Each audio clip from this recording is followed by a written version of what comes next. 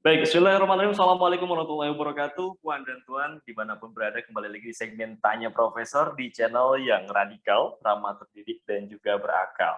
Dan Alhamdulillah kita sudah kembali bertemu dengan Prof. Suteki. Assalamualaikum, Prof. Suteki. Waalaikumsalam warahmatullahi wabarakatuh. Ini netizen sudah Alhamdulillah. nunggu itu, Mas. Ini berapa Iya. hari kok kita nggak tampak katanya. Betul. Jenengan yang sibuk sepertinya, Prof. Ya karena offline Iya. harus ke sana kemari. Betul. Iya, iya. Prof. Suteki, saya tuh dari kemarin mengamati isu yang berkembang di Twitter ya. Salah satunya pemilu yang diundur ya. Diundur 1 atau 2 tahun. Iya. Nah, jadi berita yang lagi hangat, yang lagi ramai itu soal pemilu yang seolah ini diundur tapi dinarasikan lahir dari opini masyarakat ya, Prof. Yang saya baca itu, iya. Karena kalau kita lihat ya, misalkan di Januari itu sudah ada isu ya dari Menteri Investasi, Pak Bahlil itu.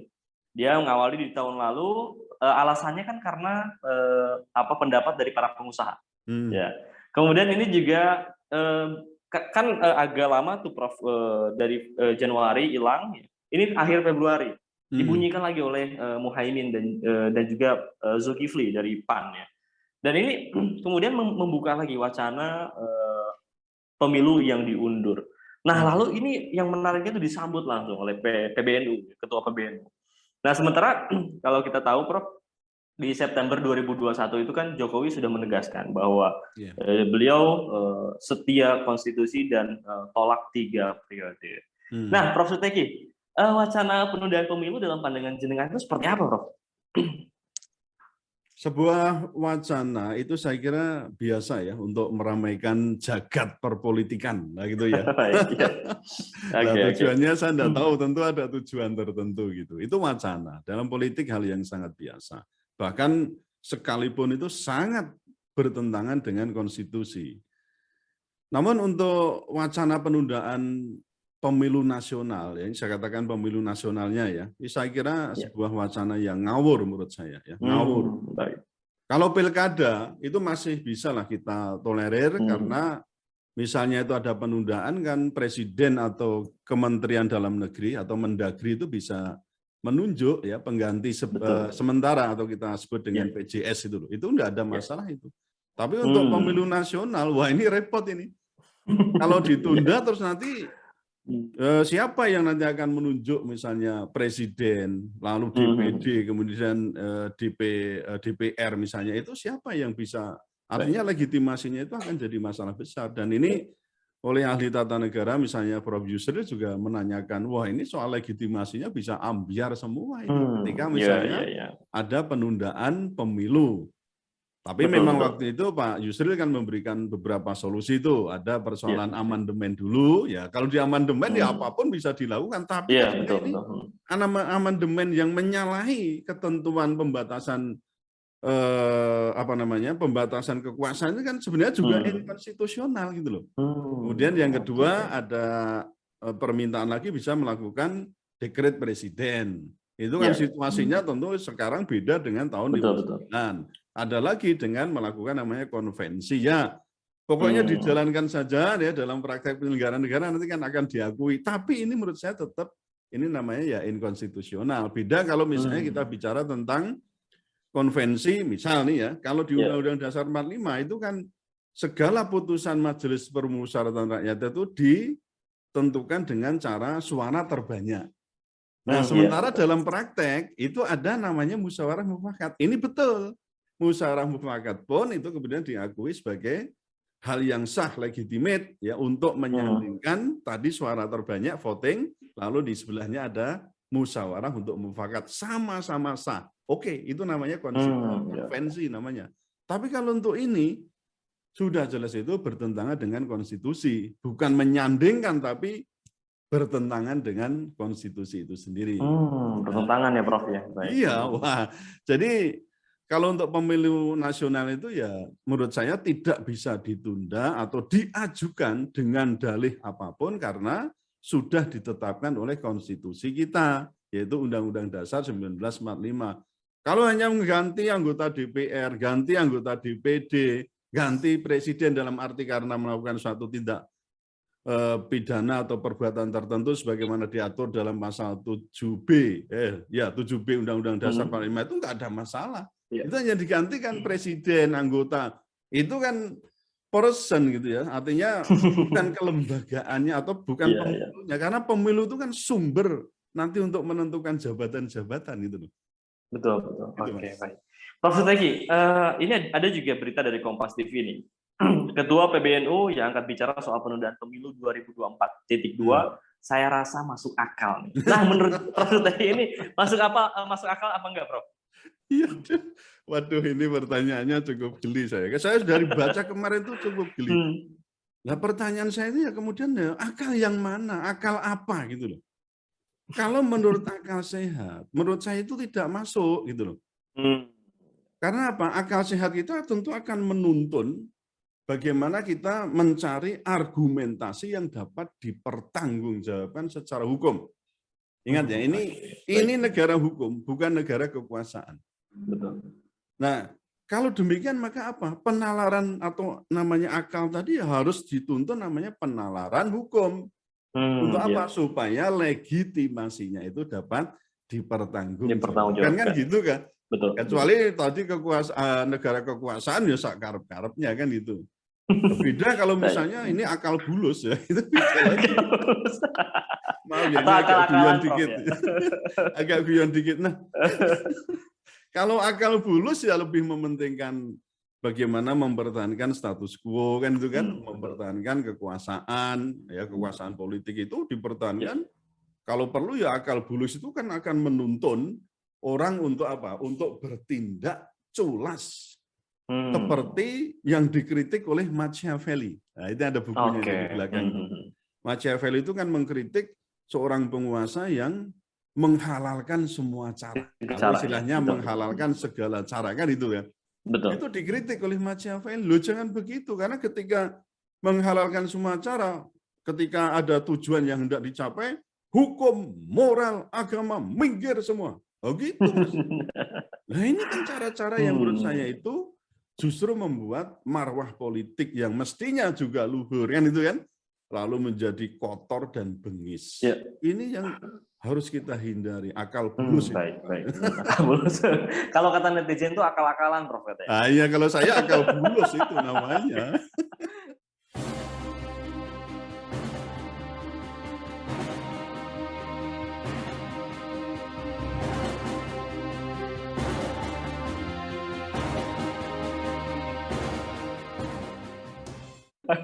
Oke, baik. Prof. Suteki, kalau saya amati ya dari tokoh-tokoh yang bicara mendukung penundaan pemilu itu kan hampir semua alasannya itu alasan ekonomi, Prof. Ada Pak Bahlil itu kemudian alasannya pengusaha yang ingin pemulihan, kemudian Gus Muhaimin juga sama itu ekonomi, semuanya ekonomi itu. Tapi kemudian dengan alasan itu banyak juga orang yang mempertanyakan mengapa tetap ngotot pindah IKN kalau alasannya ekonomi itu. Bagaimana jenengan melihat ini, Prof? Ya, itulah alasan yang disebut mengada-ada tadi, mungkin ya akal-akalan atau akal bulus, bola enggak tahu itu ya. Jadi saya ya prinsipnya begini, itu alasan yang mengada-ada dan menurut saya juga itu bisa mengelabuhi khalayak itu. Istilahnya kita kenal ada serigala berbulu domba itu ya. Iya. Nah menurut saya kan lebih baik dengarkan ini sekarang yang terjadi itu jeritan rakyat. Bagaimana hari-hari ini diwarnai dengan kelangkaan sembako khususnya minyak goreng kan ini sederhana loh Mas ini barang sederhana ini. Kenapa saya katakan sederhana? Kita produsen kelapa sawit kan yang sebagai sumber nanti kan pembuatan minyak goreng ini jelas begitu. Lah kok malah diwacanakan penundaan pemilu yang otomatis kalau kita katakan ini kalau menunda pemilu berarti apa? Perpanjangan masa jabatan presiden, DPR dan juga DPD kan itu tak? Betul. Nah mereka ini saya kira yang tertuduh ya, tertuduh sebagai orang-orang atau bisa kita katakan ya kelompok yang gagal mengurus negara yang sedang sakit ini. Sakitnya entah karena apa yang jelas ini negara sedang sakit. Apalagi ya sakitnya bisa disebabkan karena pandemi itu kan kemudian merembet kemana-mana. Nah, kemarin saya di Bogor itu lihat Mall, wah dulu katanya ini ramai sekali, saya masuk, Masya Allah, enggak ada apa-apanya, semua hengkang, ya kan? Ini kan persoalan ekonomi yang kemudian merembet kemana-mana. Begitu orang tidak bekerja, apa yang bisa diharapkan? Pasti daya belinya rendah, kemudian apalagi ada barang langka. Kalau langka, pasti harga naik. Betul. Dan itu dicari aja sulit, apalagi kok ada. Kalau ada, ternyata betul itu. Yang dulu mungkin harganya 20.000, kemarin Ibu ini itu beli ya sekitar 51.000 atau berapa kemarin saja. Ini kalau ada, yang ada berarti yang bisa beli kan cuma orang-orang yang tertentu ya. Saya nggak menganggap saya kaya. Maksudnya ketika itu harus meskipun sak botol masa ya nggak punya itu di rumah. Betul. Akhirnya terpaksa beli. Belum ini ada kenaikan, kalau nggak salah malah sudah ya kenaikan, ada LPG juga, Bro. Ya sudah naik. Ya, Anda bayangkan itu di tengah himpitan semacam ini kok malah yang saya nilai merasa merasa gagal gitu kok malah minta diperpanjang. Ini lari di mana itu? Ya, mereka itu mestinya kan bukan minta diperpanjang, mestinya menurut TAP MPR nomor 6 tahun 2001, ini sudah seringkali bolak-balik dikemukakan Prof. Mahfud MD itu mundur, gitu loh. Nggak usah diminta mundur itu ngurus dan gampangnya gitu sudah tidak dipercaya masyarakat misalnya. Ya terlepas dari hasil survei ya Mas. Ya betul. Kepuasan masyarakat katanya kan waduh 70 berapa itu Prof? 73%. Ya terlepas dari itu saya nggak tahu lah, tapi yang kita lihat faktanya, kita ngalami di masyarakat macam ini, nggak tahu orang-orang yang di atas yang duitnya banyak itu bagaimana, tapi kita mendengar cerita masyarakat semacam ini. Jadi menurut saya, alasan ekonomi itu tidak dapat dipertanggungjawabkan sebagai alasan untuk mendesak adanya penundaan pemilu yang sekaligus tadi memperpanjang masa jabatan presiden, DPR, dan juga DPD. Oke, baik. Prof. Suteki, ini saya nyuplik ulasan dari detik.com. Ada satu frame yang bagus ya. Jadi saya bacakan 2 paragraf ya. Jadi seorang elit parpol koalisi membuka cerita soal manuver di balik layar aksi 3 ketum bicara penundaan pemilu. Menurut dia ada lobby dari penguasa kepada petinggi-petinggi parpol koalisi. Dia mengatakan lobby tersebut dilancarkan 2 pekan sebelum Cak Imin melempar isu penundaan pemilu kemarin. Nah, ada 5 partai koalisi yang diajak bicara secara terpisah, yaitu Golkar, PKB, PAN, PPP, dan juga Nasdem. Tak semuanya ditemui langsung, namun intinya kelima partai ini diminta mendukung opsi penundaan pemilu karena pemerintahan kabinet kerja dinilai tak berjalan optimal akibat pandemi. Ini yang ingin saya tanyakan, Prof. Sinyal apa yang Prof. Suteki tangkap dari ada manuver di balik layar ini, Prof? Iya, saya malah tadi baca berita itu, Mas, di faktakini.info ya, tanggal 27 Februari ini 2022 ini malah di sini ada pernyataan dari Kepala Badan Pemenangan Pemilu DPP Partai Demokrat Andi Arief ya, yang menanggapi tentang ya masa jabatan presiden dan lain sebagainya itu. Intinya Pak Mas Andi Arief ini mengatakan bahwa justru yang punya wacana atau meminta untuk penundaan pemilu itu adalah Presiden Jokowi katanya. Nah ini ada lewat nanti ya lalu kemudian lewat tadi menggunakan apakah mulai dari menterinya, kemudian juga ada parpol yang dalam koalisi itu kok saya baca begitu. Saya enggak bisa memastikan betul, tapi ini Anda bisa lacak nanti di faktakini.info tanggal 27 Februari 2022 jelas.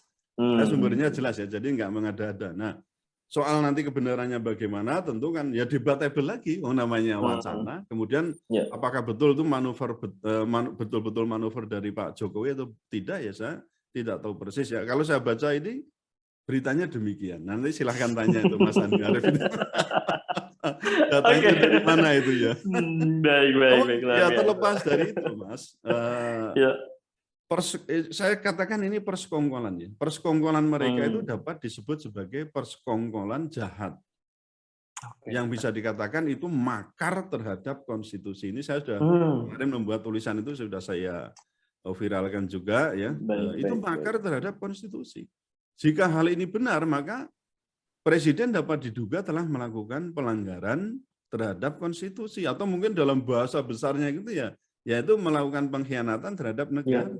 Konstitusi itu kan dasar dari negara kan itu. Betul, betul, betul. Dasarnya ya Pancasila dan konstitusi itu kan itu. Iya, iya. Nah, lalu dengan demikian kan dapat dilakukan impeachment.